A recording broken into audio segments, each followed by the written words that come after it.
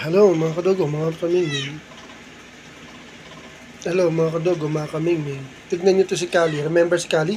Ito yung maliit na inadapt ko na iyak na daan. Alam nyo, napaganda ng istorya namin ito.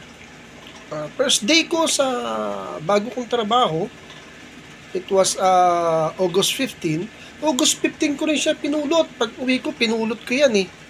Nung maga, bago ako umalis, umiiyak na yan. Gabi pa nga lang, ng 14, umiiyak yan.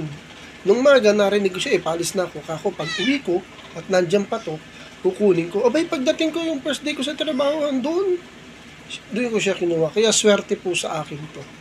Dahil sa kanya, halos kasabay ko siya sa work. Ngayon, ito, may sakit ako. Galing ako lepto, di ba? Leptospirosis. Well, ngayon, na-recovered na ako.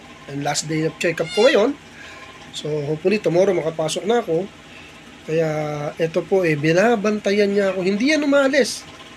Dito lang yan, tabi ng kama ko. Siya lang ang bantay ko. Ako lang mag-isa dito sa kwarto yan. Bantay niya ako. Minsan, si Oreng nandito. Mga ka-mingming. Ganyan ka mabait. Honestly, na-appreciate ko ang mga puspin na ngayon. Puspin. Sobrang na-appreciate ang lambing nila. Yung mga imported cut ko din malalambing, kaya lang hindi ko mapakawala na kagaya nito ang ating mga puspin. Yung mga imported kasi, di ba? Lalo na sinala, mapupunta sa kabilang bahay, mahirap dampot kung sino-sinong dumadaan. Di balik, kung mga taga rito, alam nila akin yun. Kaya lang, pag ibang tao, mamaya, madampot sa ganda niya. Kaya gaya itong mga puspin, komportable, utak ko talaga. Tsaka hindi sila umaalis. Ang kalaban ko na dito, ito. Lalo na sinala. Pag pinakawalan ko, umakit ka agad sa trapdoor, ibon ko, ubusin yung mga kalapati ko. Pero ito mga puspin ko, si Oreng, ito, hindi siya pumapatay ng kalapati ko. Or hindi pa na siguro umakyat sa kulungan. Kaya kayong mga kakatlaber, mahalin natin ang mga alaga natin, especially mga pusa.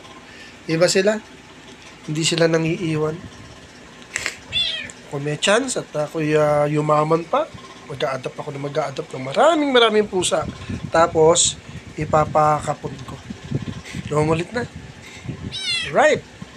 So, sige na. Natuwa lang ako, bilag ko to, mga kamingming. Have a nice day. Thank you for watching.